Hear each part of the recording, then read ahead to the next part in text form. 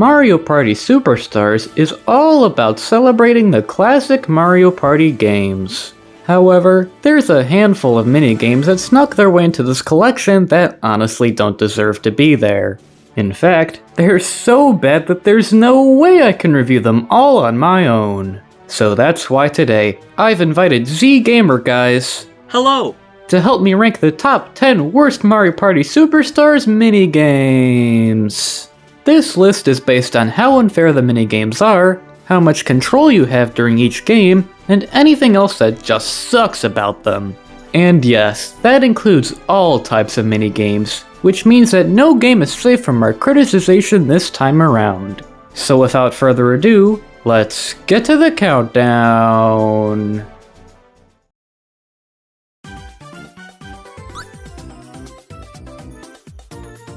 Number 10. Trapeze Artist. This is what I call the only good game on this list, only because there's nothing inherently wrong with it. The objective is to catch as many Goombas in your cage as possible. Normal Goombas are worth 1 point, while the golden ones are worth 3. The challenge comes from not knowing when exactly to set off your trap. Do you either drop it when there's a decent number of Goombas beneath you, or do you risk it all and wait for more Goombas to head underneath your cage, or do you wait for the golden Goombas? This game is all about quick decisions, since even the slightest hesitation could end up costing you the minigame. The only problem is that's all this game has to offer. I mean, the only thing you do the entire time is click one button, and that's it. Granted, there's some skill involved in trying to catch as many Goombas as possible, but aside from that, there really isn't much to this game. I feel like other minigames feature so much more that this one just feels lacking in comparison. Don't get me wrong, it's still a fun time, it's just not as involved, and therefore it isn't as fun as some of the other minigames. At least with a more involved game like Tug of War, the fun comes from keeping your palm intact.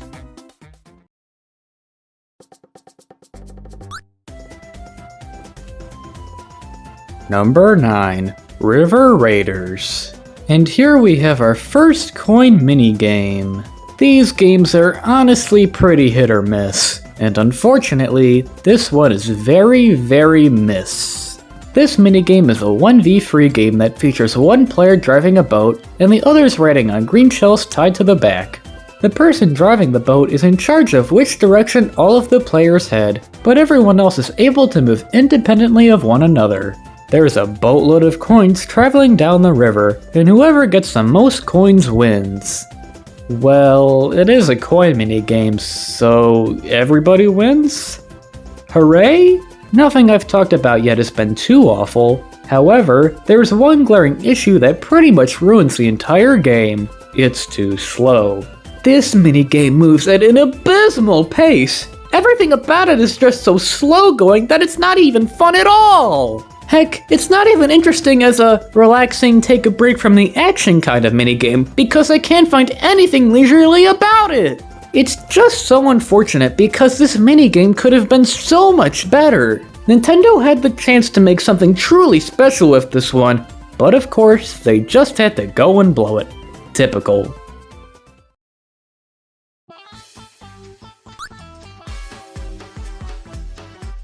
Number 8.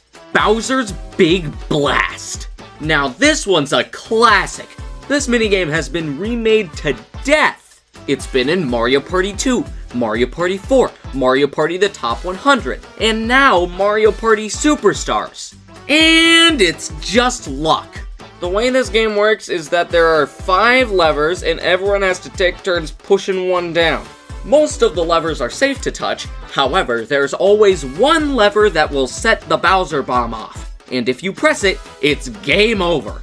You never know which lever is connected to the bomb, so you always have to guess and hope you pick the right one. So basically, this minigame is pure luck with no skill involved whatsoever. And yeah, I know that Mario Party is a very luck-oriented series, but the minigames are supposed to test the player's skill, so making this minigame also luck-based is pretty stupid. At least when it gets down to the last lever, the game adds more levers so the next player doesn't immediately screw themselves over. Although this minigame isn't the worst luck-based game on this ranking, it should consider itself lucky that it wasn't lower on this list.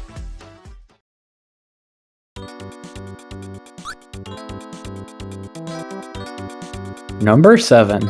Archer Rival, aka that one minigame famous for being brutally unbalanced. This is another 1v3 game that has one player as the archer and the rest holding signs moving left and right in the background. The archer has to shoot down all 3 players in order to win, while the others can do so simply by not getting hit with an arrow. Although doing that is a lot harder than it sounds. While all of the characters do move at the relatively same speed, the players holding the signs aren't given nearly enough room to properly dodge the arrows flying towards them. Of course, it doesn't help that you have random Mario characters also moving as signs in the background who just love to get in your way! The worst is when you're just trying to move out of the way, but one of the enemies pushes you into the corner so that you can't escape. Ugh, I hate that! But even if they weren't there, it'd still be tough since there still wouldn't be enough room to work with. You know, now that I think about it, how are all these characters able to fit behind this tiny wall anyway? I mean, Wario's a big boy. I feel like he should be sticking out.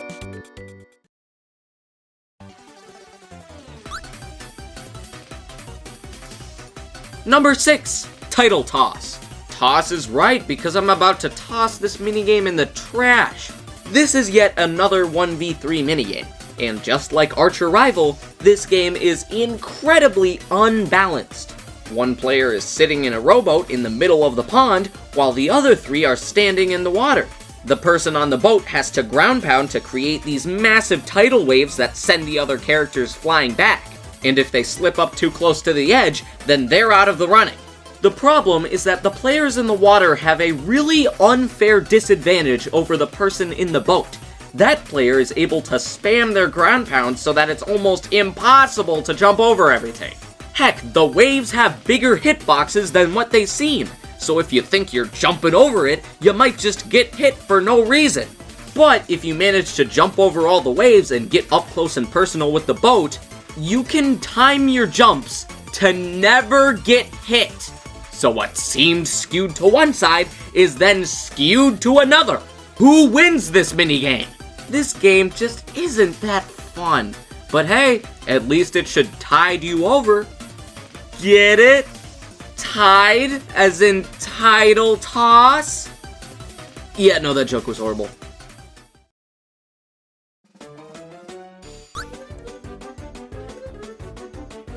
Number 5. Tackle Takedown. Well, the title doesn't lie. This is yet another 1v3 game! You know, I'm starting to notice a pattern with all these mini-games.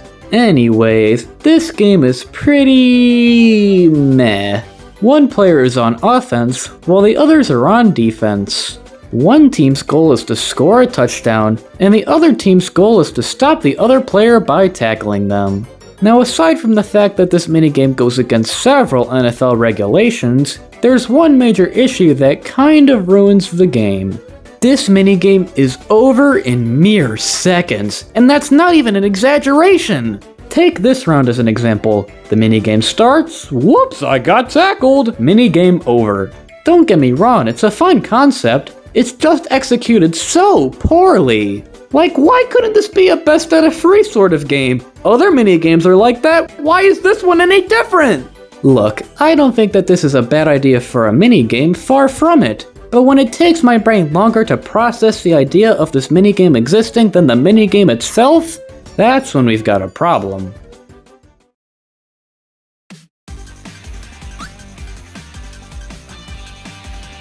Number 4. Piranhas Pursuit. Well, cheers to the developers for actually making the piranha plant look like a piranha plant this time. That instead of that thing. Anyways, this minigame is, just like last time, a 1v3 game. And, once again, if you can tell there's a running theme here, the game is very much in favor of the single player. The way it works is that one person is riding on a skateboard, with PD Piranha chasing them from behind. The other 3 characters are standing on top of this cloud, and they have to keep ground pounding in order to make PD go faster. So basically, all this minigame ever amounts to is As for the player on the skateboard, they win. I'm not kidding, the one player wins. They have to jump over falling trees, rocks, and that's it. No, seriously, that's it. It literally takes no effort whatsoever to make these jumps. And even if they do mess up, it feels like it doesn't matter. The game doesn't penalize you in any way for missing a jump. So even if you make a couple of mistakes, you'll probably be okay, since it's practically impossible to lose. That is if you even make a mistake in the first place. The only way the 3 players can win is if the other player is stupid and loses on purpose. But the chances of that happening are 0 to none. And also, who skateboards through the jungle? That seems a little unethical. And how are the characters standing on a cloud anyway? And why does this minigame exist and what is going on? Sir, why are you questioning the logic of Mario Party minigames?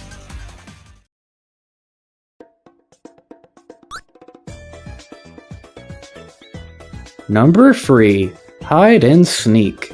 Can you actually believe it? We finally made it to the final 1v3 game on this list, yes! Never thought I'd see the day. Anyways, this minigame is downright terrible.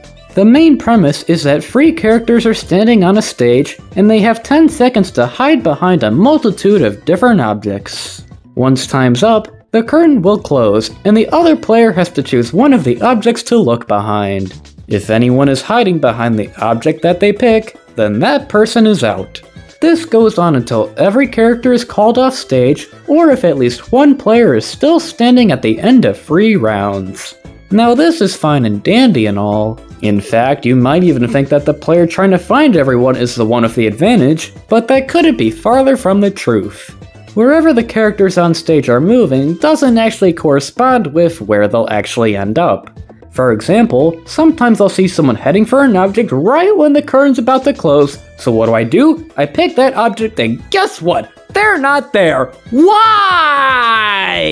What's the point in showing me where everyone's moving if it isn't even accurate in the slightest? You might as well not even bother looking, since you're just going to have to end up guessing anyway! I mean, that's like if I asked you whether it was hiding behind this tree or the chair. Well, joke's on you, I'm on the slide. Look, just don't play this minigame, alright? It's just not even worth getting triggered about, you know?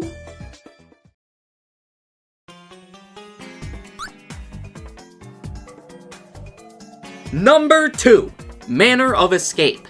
Well, would you look at that? It's totally not Hotel Mario. No, seriously, that doesn't exist. Stop imagining things. But this minigame is definitely worse than all the other ones so far. 4 times as worse, in fact, because there's 4 floors to go through, meaning there's 4 times the torture. All 4 characters start at the top of Discount Luigi's mansion, and they have to navigate their way to the bottom. You do so by entering one of 6 matching doors on each floor. Only one of the doors will actually take you to the next level, while the others will send you somewhere else on that floor.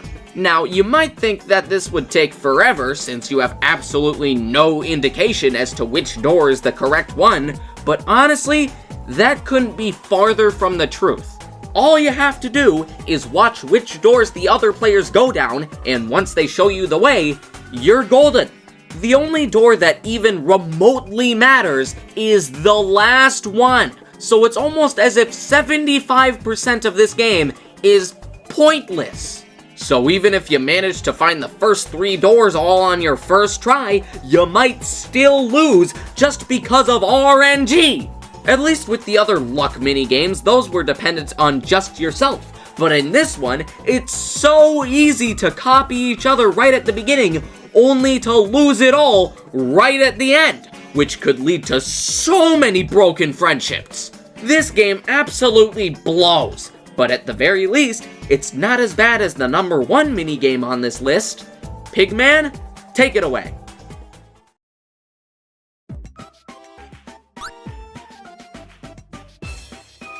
Number 1, Castaways. So far on this list we've had boring minigames, unbalanced minigames, and even luck-based minigames. But they all had at least one thing in common that this minigame doesn't have. They were actually playable. This is unplayable. I'm not even kidding. I seriously can't control this. The instructions say to pull the joystick back, but no matter what I do, the fishing rod always goes to the maximum distance. Sometimes I'll flick the joystick back and it goes to the end. Other times I'll barely flick it and guess what? It goes to the end. And sometimes I just won't do anything at all and realize that I'm wasting my time and should probably be doing anything else. And even if I actually could aim my throws, all of the coins move so fast that it's almost impossible to grab them anyway. And when you do miss, you have to rotate the joystick all the way until your hand reaches the shore again. And whoops, my hand's bleeding out from all the inhumanity! It is insane to me that a minigame of such low quality managed to be released by a video game company, let alone Nintendo. It actually pains me to even think about this minigame's existence, and for that reason alone, that's why it's the worst minigame in Mario Party Superstars! Yippee-ki-yahoo! Now was that a top 10 or what? Let us know down below what your least favorite Mario Party Superstars minigames are and why. And be sure to check out ZGamerGuy's channel as well. He makes a lot of really great videos on your favorite Nintendo games, and I guarantee you're going to love them. Make sure to like and subscribe, and thanks again to ZGamerGuys for doing this collaboration. Yeah, thanks for having me. How else was I going to make talking about Luigi a tax write-off?